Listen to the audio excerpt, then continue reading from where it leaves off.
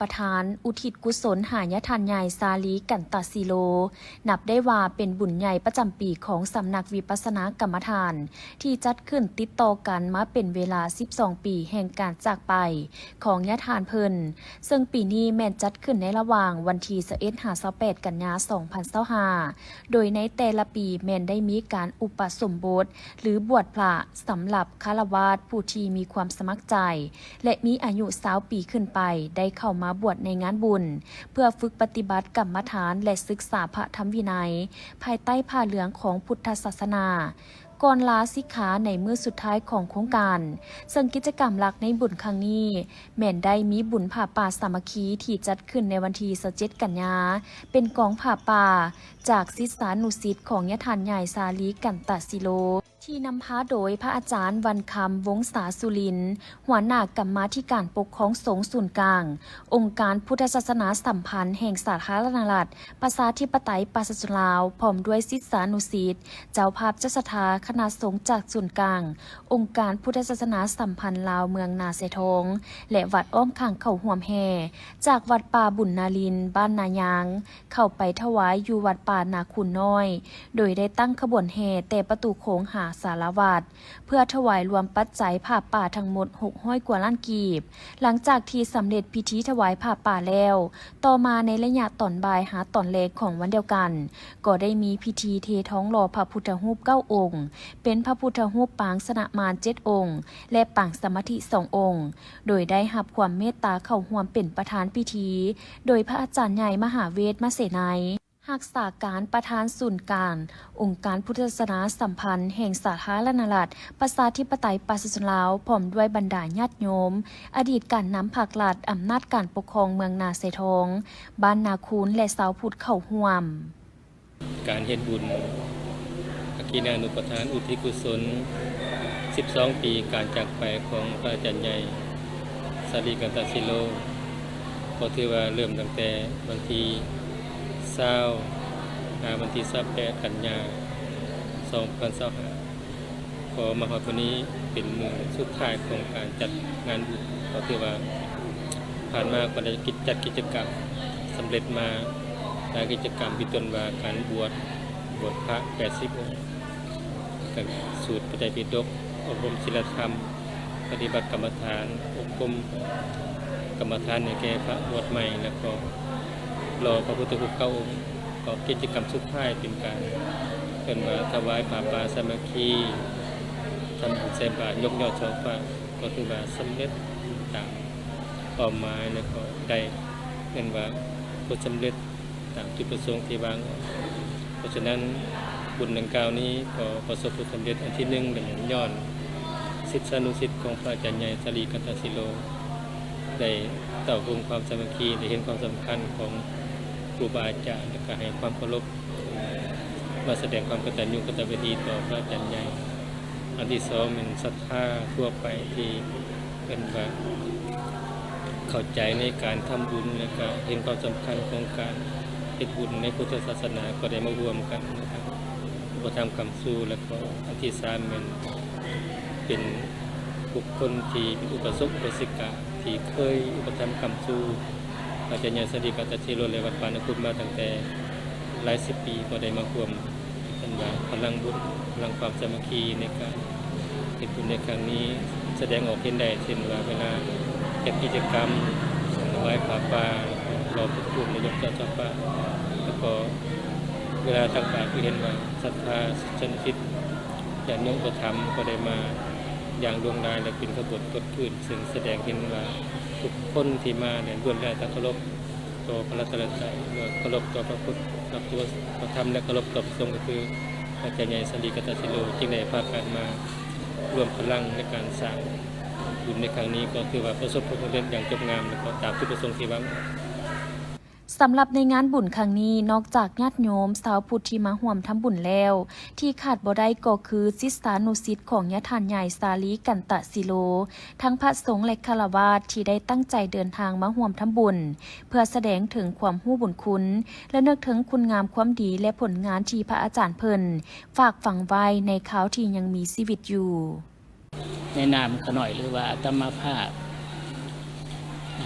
ในนามศิษย์สานุศิษย์ของพระท่านใหญ่สลีกันตาสิโลที่อยู่ความใกล้ชิดที่แท้เฮ็ดอยากทำงานปฏิบัติอยู่รวมกับพระท่านใหญ่สลีในเมื่อพระท่านใหญ่สลีที่ยังมีชีวิตอยู่ก็คือที่สำนักปฏิบัติธรรมวิปัสสนากรรมฐานวัดป่านาคุณน้อยซึ่งเห็นคุณงามความดีและความเสียสละอันยิ่งใหญ่ของญาติท่านใหญ่โดยเฉพาะเวลาออกไปเฮ็ดเวียกการเผยแผ่พระพุทธศาสนาบ้านเนาะขอคาเมความทุกข์ความยากเพิ่นบ่จมบ่ว่าไปได้เมื่ออยู่น้ำมดเอิ้นว่าอยู่น้ำได้เนาะบ่ทุกข์บ่ยากก็อยู่น้ำได้ไปน้ำได้ซึ่งเห็นความเสียสละของครูบาอาจารย์และญาติท่านใหญ่สลียังเป็นแบบเป็นอย่างให้แก่ศิษยานุศิษย์โดยปฏิบัติก็ดีบ่ว่าในการเทศนาธรรมคำสอนก็ดีแล้วก็ตลอดถึงการสอนลูกศิษย์ลูกหาของครูบาอาจารย์ซึ่งเห็นจุดพิเศษอันสำคัญที่ญาติท่านใหญ่สลีเพิ่นเฮ็ดเพิ่นบุกเบิกนั่นก็คือเพิ่นสอนพระเจ้าพระสงฆ์เคียงคู่กับการปฏิบัติซึ่งมาเห็นได้ว่าในระยะที่พระท่านใหญ่เพิ่นอบรมบ่มสอนนั้นบ่ได้สร้างกฎสร้างระเบียบมันได้บังคับแต่เพิ่นจะเอาการศิษย์สอนและการปฏิบัติซึ่งเห็นได้ว่าศิษย์สอนศิษย์นั่นก็มีพฤติกรรมมีการปฏิปทาการปฏิบัติอันดีอันงามก็คืองดงามในเบื้องต้นท่ามกลางและก็ที่สุดเฮ็ดให้พระสงฆ์องค์เนียนตลอดถึงศิษย์สอนศิษย์มีความเข้าอกเข้าใจแล้วก็มีความเคารพต่อญาติท่านใหญ่สลีนี่ก็จุดพิเศษนะที่พิเศษอีกญาติท่านใหญ่สลีเพิ่นถือเอาเป็นเบียกสำคัญเป็นเบียกแนวหนานึงก็คืออยากฝึกอบรมปฏิบัติกรรมฐานซึ่งเปิดกว้างให้พระสงฆ์องค์ข้าเจ้าได้เข้ามาหำมาเฮียนมาฝึกมาปฏิบัตินอกจากนั้นเพิ่นก็ยังได้เป็นผู้เฮ็ดแล้วก็ก่อตั้งในเวียกงานอบรม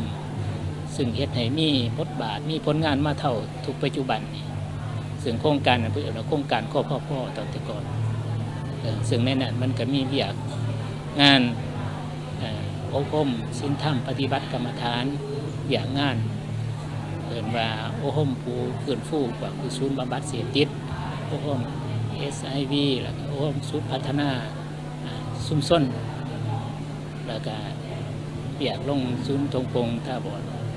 แล้วก็พัฒนาจิตอาสา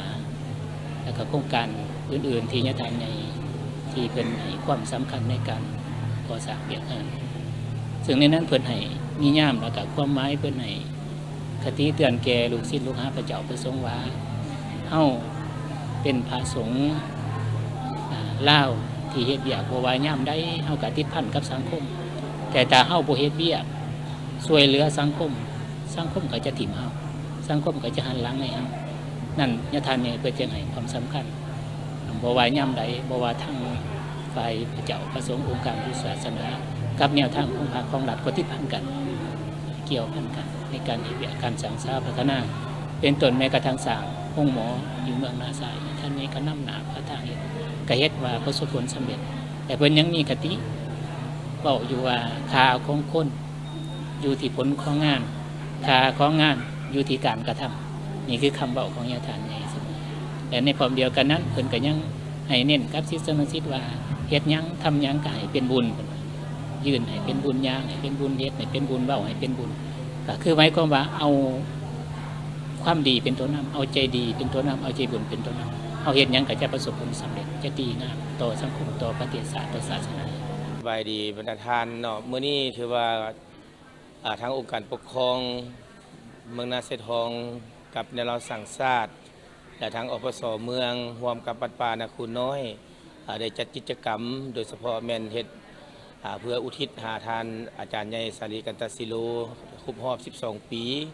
ถือว่ามื้อนี้ก็เป็นบุญงานใหญ่ที่ทางเมืองนาเสทองของพวกเราได้เชิญชวนเอาบรรดาสานิกชนพ่อแม่ประชาชนชาวเมืองนาเสทองได้มาร่วมกิจกรรมโดยเฉพาะแม่นการถวายผ้าป่าสามัคคีเพื่ออุทิศหาญาทานใหญ่เนาะในเมื่อล้างที่ท่านคนนี้มีชีวิตอยู่เพิ่นก็ได้ศึกษาพ่อแม่ประชาชนให้มีการเต้าโฮมความสามัคคีบรรดาเผ่า และก็สอนให้ฮู้บุญคุณโทษต่างๆเนาะอันนั้นแสดงว่ามื้อนี้ก็ถือว่าเป็นงานใหญ่พอสมควรอยู่เมืองนาสะทองของพวกเราโดยเฉพาะแม่นอยู่วัดป่านาคูน้อยได้เฮ็ดกิจกรรมอันนึงก็แม่นผ้าป่าเนาะและตอนบ่ายพวกเราก็จะมีการรอพระเพื่ออุทิศเนาะรอพระดังกล่าวหั้นเนาะแล้วก็กิจกรรมอันที่3ก็แม่นก็คือมื้ออื่นตอนเช้าเฮาก็จะได้มีการยกยอดทอฟ้าและก็ตักบาตรในจำนวนพระ80องค์เพื่ออุทิศหาญาทานใหญ่เนาะฉะนั้นว่าจึงเชิญชวนจึงมีลูกศิษย์ลูกหาทั่วเมืองนาสะทองและอยู่บ้านอยู่ไกลอยู่ใกล้อยู่ไกลก็ได้มาร่วมเนาะในโอกาสที่ได้เฮ็ดกิจกรรมในครั้งนี้เนาะท้ายนี้ข้าพเจ้าก็ขอแสดงความเคารพขอบใจและอวยให้พรบรรดาท่านที่ได้มาร่วมกิจกรรมที่ได้เสียสละวัตถุปัจจัยเนาะมาในงานครั้งนี้ขอขอบใจหลังจากงานบุญผ้าป่าสามัคคีและเทท้องหล่อพระพุทธรูปแล้วต่อมาในมื้อสุดท้ายวันที่28กันยายน2025ได้มีพิธียกยอดช่อฟ้าใส่ประตูโคงโดยการเป็นเจ้าภาพของครอบครัวทานสมพลและทานนางสมพลอยพรหมหานครอบครัวทานพันแสงทานนางยมมาลาสอรังกุลและทานนางเพชรสมรอินทาลังสีที่เป็นเจ้าภาพยอดช่อฟ้ายกใส่ประตูโคงของวัดที่พร้อมก่อสร้างใกล้จะสำเร็จในปัจจุบันจากนั้นบรรดาพระสงฆ์สามเณรนำโดยพระอาจารย์ใหญ่บุญมีญาณวิโลคณะที่ปรึกษาศูนย์กลางองค์การพุทธศาสนาสัมพันธ์ลาวพระอาจารย์ศรีทนชยะวงศ์สอนพร้อมด้วยพระเถระดูเถระก็ได้นำพาพระบวชใหม่ยางบิณฑบาตนำพาบรรดาอกตนญาติโยมที่พร้อมเพรียงกันมาใส่บาตรมื้อสุดท้ายของงานบุญอย่างหลวงลายเข้าร่วมโดยแม่ป้านาลีศรีสุริตภรรยาประธานประเทศพร้อมด้วยภรรยาการนำผักลาดการนำเมืองนาไซทองตลอดฮอดสาวพุทธเข้าร่วมตั้งแถวยาวตามเส้นทาง80ปีของญาทานใหญ่ซาลีกันตาซิโลตั้งแต่ประตูโค้งจนไปถึงสารวัตรที่เต็มไปด้วยบรรยากาศปลื้มปิติที่ได้ร่วมเฮ็ดบุญใหญ่อุทิศบุญกุศลหาญาทานใหญ่ซาลีกันตาซิโลครบรอบ12ปีแห่งการจากไปท่านนางสุจินดาแสงเพชรผู้อำนวยการบริษัทท่อน้ำลาวอุตสาหกรรมเทคโนโลยีจำกัดผู้เดียวได้รายงานต่อกล่องประชุมใหญ่ผู้แทนขององค์คณะภาคนักลงจันทร์ครั้งที่8ในหัวข้อตัวแบบการพัฒนาอุตสาหกรรมท่อน้ำลาวแบบยืนยงซึ่งบริษัทท่อน้ำลาวอุตสาหกรรมเทคโนโลยีจำกัดผู้เดียวสั่งตั้งขึ้นในปี 2006มีสำนักงานตั้งอยู่บ้านนาแคเมืองไซธานีนครหลวงจันทร์ในเบื้องต้นแม้นมีพนักงานเพียงแต่5 คนและเครื่องจักร2 เครื่องซึ่งได้ผลิตโทรภายใต้เครื่องหมายการค้าดีและกา LP ผ่านจากประสบการณ์อันยาวนานเกือบ20 ปีมีความยึดมั่นในการตอบสนองสินค้าที่มีคุณภาพและราคาที่สมเหตุสมผลไปเคียงคู่กับการพัฒนาคุณภาพของผลิตภัณฑ์อย่างต่อเนื่องให้มีความหลากหลายเพื่อก้าวไปสู่การเป็นผู้นำด้านระบบโทรในลาวเริ่มแต่ปี 2020 เป็นต้นมาได้ยกสมรรถภาพการผลิตน้ำได้ 1,200 เมตรก้อนต่อมือมาฮอดปี 2025พวกเขาได้ดำเนินการก่อสร้างระบบน้ำประปาสำเร็จหลายกว่า20พื้นที่ในขอบเขตทั่วประเทศประชาชนเข้าถึงน้ำหลายกว่า 82,000 กว่าครอบครัวหรือประชากรเทียบเท่า 498,000 กว่าคนปัจจุบันบริษัทได้มีพนักงานเพิ่มขึ้นถึง200 คนมีเครื่องจักรที่ทันสมัย32 กว่าเครื่องมีกำลังการผลิตท่อน้ำ 10,000 ต้นต่อปีและมีห้องกวดคุณภาพเป็นของตนเองมีตัวแทนจำหน่ายหลายกว่า 5,000 ห้านได้รับใบยั่งยืนมาตรฐานลาวและใบยั่งยืนมาตรฐานสากล ISO 9001 2015 สร้างความไว้วางใจจากทุกภาคส่วนทางภาครัฐและเอกชนและองค์การจัดตั้งสากลต่างๆได้รับความไว้วางใจจากภาครัฐมอบความรับผิดชอบให้บริษัทท่อน้ำลาวเป็นผู้จัดตั้งปฏิบัติโครงการก่อสร้างโรงงานผลิตน้ำประปาเพิ่มขึ้น 40,000 เมตรก้อนต่อมือให้สามารถนำใช้ได้ภายในปี 2025ความรับผิดชอบดังกล่าวแม่นสำคัญหลายทั้งกายเป็นสิ่งท้าทายทดสอบแก่บริษัทท่านนางสุจินดาแสงเพชรยังได้กล่าวเติมว่าบริษัทท่อน้ำลาวมีผลสำเร็จในการดำเนินธุรกิจจนฮอดปัจจุบันนี้ได้ย้อนมีแนวทางนโยบายที่ถูกต้องสอดคล้องของภาครัฐในการสุขยุส่งเสริมและปกป้องการผลิตภายในโดยเฉพาะแสงสว่างจากมติกล่องประชุมใหญ่ครั้งที่7 ขององค์คณะพรรคนครหลวงเวียงจันทน์แผนพัฒนาเศรษฐกิจสังคมขั้นที่ 9ของนครหลวงเวียงจันทน์ได้รับการเอาใจใส่อย่างใกล้ชิดติดแท้ในการลงเยี่ยมยามสุขยูแนะนำทั้งให้กำลังใจของการนำภาครัฐทุกขั้นต่อบริษัทเฮาด้วยดีเสมอมาด้วยความเอาใจใส่อย่างจดจ่อของการนำภาครัฐจึงกลายมาเป็นแรงบันดาลใจให้บริษัทของพวกเขาในต่อหน้าจะสืบต่อเพิ่มทวีพัฒนายกระดับความสามารถในการผลิตประกอบส่วนเข้าในการพัฒนาพื้นฐานโครงล่างระบบน้ำประปาด้วยหลายรูปหลายแบบเส้นการลงทุนรูปแบบ PPP BOT และ BOO โดยการนำใช้ผลิตภัณฑ์ทอและอุปกรณ์ของพวกเขาเข้าในการก่อสร้างเพื่อให้ประชาชนได้เข้าถึงน้ำที่สะอาดและปลอดภัยแก้ไขปัญหาน้ำประปาที่บ่เพียงพออยู่ในชุมชนของนครหลวงเวียงจันทน์ให้ดีขึ้นกว่าเก่าสู่บุคคลนี้จะได้มีการติดเสื้อ HIV ได้เส้นทางที่3ก็แม่นการติดต่อจากแม่สู่ลูกแม่สู่ลูกนี่แม่ก็มีระยะที่ว่าแม่ยิ่งถือพาหักมีเสื้อ HIV เนาะเวลาถือพาก็สามารถส่งเสื้อสู่ลูกในเวลาถือพาได้เนาะและก็ระยะเวลาที่เกิดลูกและก็ระยะเวลาที่เอาลูกลูกกินนมแม่เนาะอันนี้ก็เป็นมีการติดเนาะจากแม่สู่ลูกเนาะอันนั้นเป็นการติดเชื้อซึ่งสาเหตุหลักที่วัยหนุ่มในสังคมเฮายังบ่ทันรับรู้เกี่ยวกับพยาธิดังกล่าวแม้นมาจากการขาดความรู้และการเข้าถึงข้อมูลที่ถูกต้องของวัยหนุ่มในสังคมลาวส่วนหลายแม้นยังขาดการเข้าถึงบริการการกวดเชื้อ HIV อย่างทันเวลาการป้องกันที่ถูกวิธีและการปิ้นป่วที่มีประสิทธิผลนอกจากนั้นแล้วทัศนคติและความเชื่อแบบผิดๆเกี่ยวกับพยาธิยังเป็นอุปสรรคสำคัญที่ให้วัยหนุ่มบางส่วนหลีกเลี่ยงการกวดหาเชื้อและบ่กล้าเข้ารับบริการทางสาธารณสุขซึ่งนับแต่ปี 1990 หาปัจจุบันในทั่วประเทศมีผู้ติดเชื้อ HIV สะสม 23,912 คนจำนวนคนที่เป็นพยาธิเอดส์ 7,660 คนคนที่ตายย้อนพยาธิเอดส์ 6,012 คนคนติดเชื้อ HIV ยังมีชีวิต 17,906 คนคนติดเชื้อ HIV ได้รับยาปิ้นปัว 13,783 คนเห็นได้ว่าในปี 2025 ตัวเลขผู้ติดเชื้อยังเพิ่มสูงขึ้นเนาะจึงมาเห็นว่าผู้ติดเชื้อ HIV นี่มีการเสียชีวิตนี้เนาะการเสียชีวิตดังกล่าวหันมันก็มีสาเหตุอื่นๆเนาะหลายอันเนาะที่อันนึงก็ไม่กว่าเข้าบ่มารับการปิ้นปัวด้วยยาเนาะก็เสียชีวิตบางคนก็มาช้าเนาะเป็นพยาธิหุ่นแห้งแล้วจึงค่อยมาเนาะเอาบ่ทันเนาะการปิ้นปัวเอาบ่ทันคือเอาฮู้และคันมันแห้งหลายมันก็เอาบ่ทันเนาะก็เสียชีวิตเนาะไปแต่บางคนก็เสียชีวิตย้อนอุบัติเหตุอื่นๆแต่ว่าเขาก็ไล่อยู่ในสถิติว่าผู้ที่มีเชื้อ HIV ในร่างกายเนี่ยเสียชีวิตเนาะอันนั้นก็เป็นลักษณะแต่ถ้าหากได้เข้ามาปิ้นปัวแต่โททีจะบ่เสียชีวิตเนาะอันนั้นก็เป็นลักษณะนั้นท่านรองหัวหน้าศูนย์ยังได้ฮู้ตื่นอีกว่าทางศูนย์ของพวกเราได้มีกฎหมายว่าด้วยการกันและควบคุมเชื้อ HIV หรือโรคเอดส์และกฎหมายว่าด้วยการคุ้มครองกลุ่มคนที่ติดเชื้อ HIV หรือโรคเอดส์นอกนี้ยังได้ร่วมมือกับกระทรวงศึกษาธิการและกีฬาในการเอาข้อมูลเกี่ยวกับเพศศึกษาโดยเฉพาะเกี่ยวกับพยาธิ HIV หรือโรคเอดส์แทรกซ้อนเข้าในการเรียนการสอนเต็มอีกเพื่อเป็นการสร้างความรับรู้ให้แก่นักเรียนได้เข้าใจ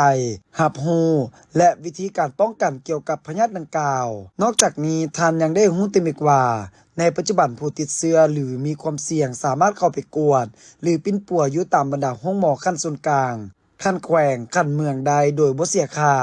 นอกจากห้องหมอเหล่านี้แล้วยังมีศูนย์ปิ้นปัว11แห่งในนี้มี8แขวงและ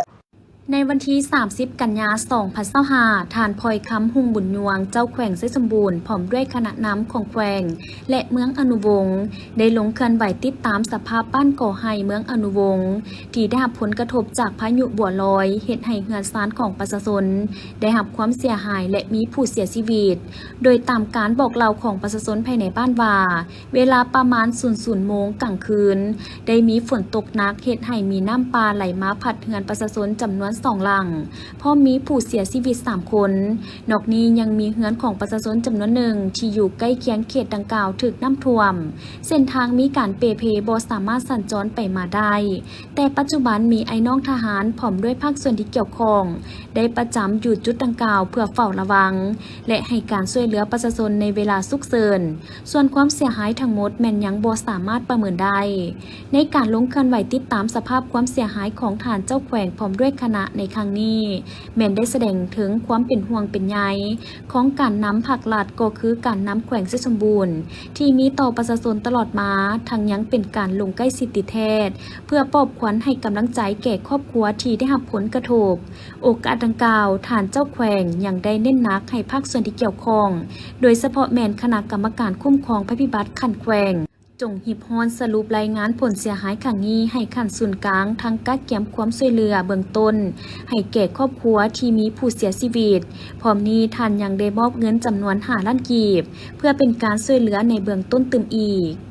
ครูอาจารย์เป็นแม่พิมพ์ของชาติเป็นพ่อแม่ผู้ที่2ของเด็กเปรียบเหมือนหมากหัวใจของระบบการศึกษาเป็นผู้สร้างแรงบันดาลใจและกระตุ้นให้นักเรียนมีความหมักหักในการเรียนรู้ค้นพบความสามารถของตนเองสามารถเว้าได้ว่าครูคือผู้สร้างคนให้มีคุณภาพเพื่อเป็นกำลังใจในการพัฒนาสังคมและเศรษฐกิจของชาติเนื่องในโอกาสวันครู7 ตุลา 2025ครบรอบ31 ปีที่จะมาถึงนี้ทีมข่าวโทรภาพนครหลวงเมืองจันทร์ได้มีโอกาสสัมภาษณ์ท่านนางบุญมาโพธิราชอำนวยการโรงเรียนมส.จันทร์สว่างซึ่งเป็นครูผู้ที่อุทิศตนต่อเวียกงานการศึกษาเป็นผู้ทุ่มเทในการถ่ายทอดวิชาความรู้ให้นักเรียนหลายหุ้นคนนับแต่ได้เป็นครูมาแต่ปี 1984 สร้างได้นักเรียนที่มีคุณภาพนักเรียนของเพิ่นจำนวนหลายได้รับผลสำเร็จในชีวิตกลายเป็นการนำที่ดีเด่นเป็นพนักงานที่ดีและเป็นนักธุรกิจที่เข้มแข็งหลังจากที่ข้าพเจ้าเรียนจบจากอดีตสหภาพโซเวียตข้าพเจ้าได้มาเฮ็ดเวียกอยู่กองทัพอากาศอยู่กองทัพอากาศข้าพเจ้าทั้งเฮ็ดเวียกทั้งเป็นครูสอนวิชาเคมีศาสตร์และภาษารัสเซียให้นายและพลทหารที่จะกะเกียมไปต่อวิชาสโพอื่นอยู่สหภาพโซเวียตข้าพเจ้าสอนอยู่กองทัพอากาศแต่1984ถึง1992เนื่องจากสุขภาพ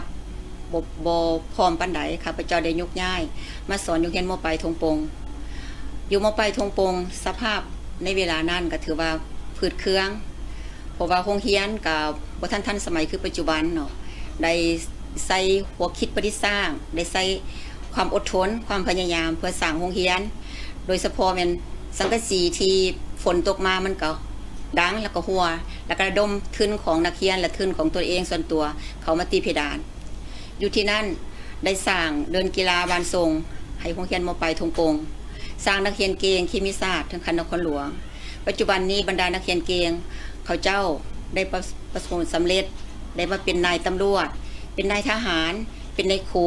เป็นแพทย์เป็นนักธุรกิจที่ดีเด่นของสังคมหลังจากนั้นปี 2006 ถึงปัจจุบันข้าพเจ้าได้ถึงยกย้ายมาประจำการอยู่โรงเรียนมส.จันทร์สว่างในปีทำอิฐข้าพเจ้าเป็นผู้ชี้นำงานวิชาการและ 2007-2008 ข้าพเจ้าได้ถูกแต่งตั้งเป็นห้องผู้อำนวยการโรงเรียนรับผิดชอบงานวิชาเฉพาะข้าพเจ้ามาเบิ่งแล้วโรงเรียนมส.จันทร์สว่างมีอาคารเรียนเพียงแต่หลังเดียวนักเรียน400 ปลายกว่าคนปัจจุบันนั้นในช่วงนั้นแล้วได้เข้าเช้าเข้าแลงเมื่อเห็นสภาพคือในนั้นข้าพเจ้าได้ตัดสินใจร่วมกับผู้อำนวยการได้แต่งตั้งข้าพเจ้าไปโซกหาแรงทุนของสังคมเพื่อมาสร้างอาคารเรียนเติมท่านนางบุญมาโพธิราชได้ให้สัมภาษณ์ตื่มว่าตลอดระยะการเป็นครูนับแต่ปี 1984 มาฮอดปัจจุบันถือเป็นความภาคภูมิใจที่สุดพอได้สุมทุกกำลังแหงในการพัฒนาการเรียนการสอนปลุกระดมขอการร่วมมือช่วยเหลือในการปลูกสร้างอาคารเรียนสิ่งอำนวยความสะดวกในการเรียนเฮ็ดให้โรงเรียนจันทร์สว่างที่ตนสอนอยู่นี้มีการพัฒนาก้าวขึ้นเป็นลำดับจากมีอาคารเรียน1 หลังห้องรับนักเรียนได้400 กว่าคนปัจจุบันมี4-5 อาคารมีนักเรียน 1,800 กว่าคนมีห้องสมุดมีห้องหมุนเสื้อห้องคอมพิวเตอร์พร้อมนั้นโรงเรียนยังได้มีนโยบายพิเศษด้วยการให้เรียนฟรีแก่พระสงฆ์สามเณรผู้ทุกข์ยากด้อยโอกาสคนชนเผ่าพร้อมทั้งซื้อเครื่องนักเรียนและอุปกรณ์ศึกษาให้นำอีก ป้าครูบุญมาโพธิราชยังได้ให้ทัศนะว่ารวมแล้วครูมีบทบาทสำคัญที่สุดและเป็นศูนย์กลางในการพัฒนาทรัพยากรมนุษย์ซึ่งเป็นกำลังหลักในการสร้างสรรค์และพัฒนาประเทศชาติบทบาทสำคัญเหล่านั้นรวมมีครูเป็นผู้สร้างพื้นฐานถ่ายทอดความรู้ทักษะพื้นฐานแนวคิดที่จำเป็นเพื่อให้นักเรียนสามารถนำไปต่อยอดในการเรียนรู้ขั้นสูงนอกจากนี้ครูเป็นผู้ปลูกฝังคุณสมบัติเป็นผู้สอนให้นักเรียนรู้จักคุณสมบัติจรรยาบรรณความรับผิดชอบระเบียบวินัยและการอยู่ร่วมกันในสังคมครูได้กลายเป็นผู้พัฒนาทักษะที่สำคัญในยุคสมัยปัจจุบันเช่นการคิดวิเคราะห์การแก้ไขปัญหาการเฮ็ดเวียกเป็นทีมและการสื่อสารเนื่องในโอกาสวันครูที่จะมาถึงนี้เนาะข้าพเจ้าก็ถือโอกาสนี้เลยว่าขออวยไส้ให้พรครูทุกทานทั่วประเทศลาวของพวกเขาอยากฝากว่าขอให้พวกทานอดทนขอให้พวกทานสู้เพื่อพัฒนาศาสตร์ของพวกเขาพัฒนาทรัพยากรมนุษย์ครูดีนักเขียนดีครูเก่งนักเขียนเก่งการศึกษาบ่แม่นหน้าที่ของครูผู้เดียวแม่นหน้าที่ของหมดทุกคนฉะนั้นเรียกร้องมายังทั้งครูทั้งผู้ปกครองนักเขียนทั้งอำนาจการปกครองทั้งสังคมขอให้ศึกษาอบรมลูกหลานนักเรียนของพวกเราหันมาฮักการเรียนฮักการศึกษาขึ้นเติมพัฒนาตัวเองขึ้นเติมอยากให้ลูกหลานนักเรียนทุกคนเปลี่ยนแปลงพฤติกรรมของตัวเองจากการที่ใช้โทรศัพท์บ่มีประโยชน์ขอให้มาใช้โทรศัพท์อย่างมีประโยชน์เข้าหาเรียงเรียนรู้มันมีทุกจอกทุกแจแล้วก็ทั้งคู่ของพวกเราต้องพัฒนาตัวเองขึ้นเรื่อยๆยิ่งจะช่วยประเทศชาติช่วยสังคมได้แล้วก็ขอให้ครูทุกท่านเปิดใจรับเอาลูกเอาหลานเขาอ้อมอกของเฮาเหมือนลูกคิงของพวกเฮาเวลานั้นเฮาจะมีความสุขที่เฮาได้ให้ที่เฮาได้ช่วยคนที่เฮาได้ช่วยเหลือสังคมต้องอัปเดตเนื่องในวีซ่าติดตามความรู้ใหม่ๆและความก้าวหน้าในสาขาวีซ่าที่ตนเองสอนอยู่เสมอและเรียนรู้นำใช้เทคโนโลยีในยุคดิจิตอลเพื่อพัฒนาทักษะในการเรียนการสอนเฮ็ดให้การเรียนรู้น่าสนใจพร้อมกันนั้นต้องมีทักษะและทัศนคติในการประเมินผลการเรียนเพื่อวัดแทกความเข้าใจและทักษะตัวจริงของนักเรียนได้อย่างรอบด้านอาจารย์บุญมาโพธิราชได้รับตำแหน่งเป็นครูประสบการณ์ในปี 2008-2009 ตำแหน่งครูชำนาญงานในปี 2013-2014 เป็นสิ่งยั่งยืนได้ว่าเป็นครูตัวแบบพร้อมทั้งได้รับการย่องยอชมเชยอย่างลงลายและยังจะได้รับพระราชทานรางวัลจากสมเด็จเจ้าฟ้ามหาจักรีซึ่งเป็นรางวัลเพื่อย่องยอเชิดชูเกียรติศักดิ์ศรีครูผู้มีผลงานดีเด่นผู้สร้างการเปลี่ยนแปลงชีวิตลูกศิษย์และสร้างคุณประโยชน์ต่อการศึกษาในประเทศโดยมีหลายประเทศในภาคพื้นอาเซียนเข้าร่วมการคัดเลือกรับรางวัลซึ่งจะมอบรางวัลดังกล่าวมอบให้ประเทศละ1คนจัดขึ้นในทุกๆ2ปีในระยะผ่านมาอาจารย์จากสาธารณรัฐประชาธิปไตยประชาชนลาวได้รับรางวัลนี้มาแล้ว5ท่านและในปีนี้อาจารย์บุญมาโพธิราชก็เป็นผู้ที่ถูกคัดเลือกรับรางวัลเป็นครูคนที่6ของลาวและถือได้ว่าเป็นครูตัวแทนครูที่ดีเด่นของนครหลวงเวียงจันทน์ทีมข่าวโทรภาพนครหลวงเวียงจันทน์เกี่ยวกับความหมายความสำคัญของวันครูและบทบาทของครูในการสร้างสังคมให้มีความรู้วันครูแห่งชาติเป็นวันหนึ่งที่มีความหมายสำคัญต่อผู้เป็นครูอาชีพครูเป็นอาชีพหนึ่งที่มีเกียรติมีความอดทนเปรียบเหมือนหมากหัวใจของระบบการศึกษาเปรียบเหมือนแม่พิมพ์ของชาติเป็นพ่อแม่ผู้ที่สองของนักเรียนที่ถ่ายทอดความรู้ให้แก่นักเรียนวันครูแห่งชาติบ่เพียงแต่เป็นวันที่ระลึกถึงคุณค่าและการอุทิศตนของครูเท่านั้นแต่ยังเป็นวันที่สังคมทั้งหมดได้สะท้อนให้เห็นว่าครูแม่นผู้ปลูกความรู้และปลูกคุณธรรมในหัวใจของนักเรียนดังนั้นความหมายของวันนี้ก็คือการกระตุ้นให้ครูทุกคนมีกำลังใจและรู้สึกภาคภูมิใจในอาชีพของตนวันครูแห่งชาติลาวกงกับวันที่7ตุลาของทุกๆปีซึ่งปีนี้ก็กงครบรอบ31ปีวันดังกล่าวเป็นวันที่มีความหมายและความสำคัญอันยิ่งใหญ่ต่อทั้งครู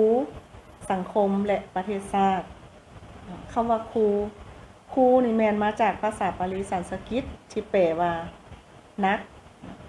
ซึ่งทรงแสดงถึงพระหน้าที่อันสำคัญและ นักแน่นในการสั่งสอนบ่มสอนคุณธรรมและถ่ายทอดความรู้เพื่อสร้างคนให้เป็นพลเมืองที่มีคุณภาพจ้ะและความหมายความสำคัญต่อการระลึกถึงบุญคุณครูและวิชาชีพครูเนาะมันวันครูแม่นโอกาสที่ลูกศิษย์ทั้งหลายทั้งนักเรียนปัจจุบันและศิษย์เก่าจะได้แสดงความกตัญญูกตเวทีต่อผู้เป็นพ่อเป็นแม่ผู้ที่สองที่ได้ศิษย์สอนให้เฮาฮู้จักอ่านฮู้จักเขียนฮู้จักวิชาชีพและให้แสงสว่างทางปัญญาในการดำรงชีวิตการยกย่องวิชาชีพครูนี่จึงมีความจำเป็นและสำคัญหลายเนาะเพราะว่ามันเป็นการช่วยส่งเสริมและเชิดชูเกียรติศักดิ์ศรีของครูผู้ประกอบวิชาชีพครูให้เป็นที่ประจักษ์แห่งแก่สังคมเพื่อยืนยันว่าครูคือกำลังหลักที่เสียสละเพื่อพัฒนาทรัพยากรมนุษย์ของประเทศชาติและครูก็มีความสำคัญอย่างใหญ่หลวงต่อการพัฒนาการศึกษาและสังคมเพราะว่าวันครูเป็นโอกาสสำคัญที่ครูอาจารย์จากหลายๆสายงานจะได้มาพบปะอบรมแลกเปลี่ยนประสบการณ์และวิชาการทางด้านการเรียนการสอนร่วมกันเพื่อให้สามารถปรับปรุงวิธีการสอนให้ทันสมัยและก็ทันกับยุคปัจจุบันคือการจัดการเรียนการสอนในยุคดิจิตอลและอีกอันนึงก็เป็นการสร้างความเข้าใจระหว่างสังคมกับครูเนาะช่วยให้สังคมโดยเฉพาะผู้ปกครองได้เห็นถึงภาระบทบาทที่เปลี่ยนแปลงไปของครูในยุคปัจจุบันว่าครูบ่ได้เป็นเพียงผู้ถ่ายทอดความรู้แต่คือผู้ชี้แนะและผู้สร้างแรงบันดาลใจให้กับนักเรียนในการสร้างขวัญกำลังใจให้ครูในวันนี้ก็สำคัญเนาะเพราะว่าเป็นวันที่ให้กำลังใจอันสำคัญแก่ครูทุกท่านที่ต้องเฮ็ดเวียกหนักภายใต้ความท้าทายต่างๆการแสดงออกถึงความเคารพและการรับรู้ความสำคัญของพวกเขาเนาะก็เป็นการเพิ่มพลังให้ครูสามารถสืบต่อปฏิบัติภารกิจการสอนได้ในโอกาสนี้ประธานกลุ่มโรงเรียนฟ้าสีครามก็ได้อวยพรถึงบรรดาการนำภาครัฐบรรดาพนักงานครูอาจารย์ในขอบเขตทั่วประเทศจงมีความสุขมีกำลังใจที่เข้มแข็งและปราศจากอุปสรรคพร้อมขอให้ความเมตตาและความตั้งใจของทานยังคงเป็นแสงสว่างที่นำพาครูอาจารย์และลูกศิษย์ทุกคนขอให้การเสียสละของทานได้รับการตอบแทนด้วยความสำเร็จของนักเรียนและความเคารพนับถือจากสังคมตลอดไปขอให้ทานยังคงเป็นหัวใจหลักในการพัฒนาคุณภาพการศึกษาและขอให้ความมุ่งมั่นที่มีต่อวิชาชีพครูจงเป็นแรงบันดาลใจให้พวกเราเพื่อสืบต่อสร้างทรัพยากรมนุษย์ที่มีคุณภาพอย่างบ่ฮู้อิดเมื่อย